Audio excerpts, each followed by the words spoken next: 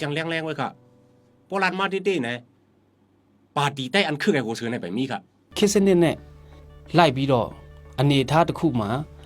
လူငယ်တွေကိုဘယ်လိုမျိုးနေရာပေးတင်တယ်အမျိုးသမီးတွေကိုဘယ်လိုမျိုးလက်တွဲခေါ်တင်တယ်တက်ဆိုင်ရာကျွမ်းကျင်ရာပညာရှင်တွေကို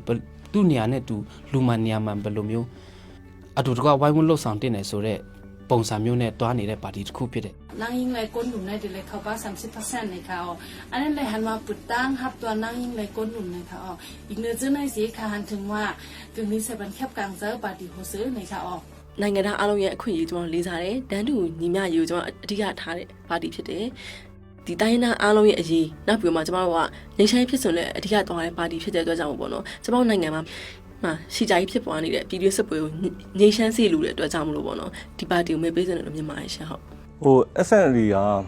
မူဝါဒအရကျွန်တော်တို့နိုင်ငံရေးအစကားပြောကြမယ်ဆိုလို့ရှိရင်ဒါသူဟာ1988ခုနှစ်ဒါအောက်တိုဘာလ26ရက်နေ့မှာပါတီတည်ထောင်တယ်အဲ့ဒီကနေစပြီးမှကျွန်တော်တို့ဒီ Federal ပြည်ထောင်စုအရေးဟလာနိုင်ငံရေးတန်းတူညီမျှမှုအရေးဒါတိုင်းရင်းသားအားလုံးဒါစီလုံးညီညွတ်မှုဟလာတန်းတူညီမျှမှုခံစား권ရှိတဲ့အရေးဒီပေါ်မှာတွေကိုအခြေခံပြီးတော့ဒီဇိုင်းမလောက်ကင်ဆောင်ရလာတယ်ကျွန်တော်တို့2018ခုနှစ်ဒါပါတီနှစ်30ပြည့်မှာလဲပါတီဟာလူမျိုးစုပေါ်မှာအခြေမခံတော့ဘဲနဲ့ state base ပေါ်မှာပေါ့နော်အခြေခံတဲ့ပါတီကြီးတွေအနေနဲ့မူဝါဒပေါ်မှာအခြေခံပြီး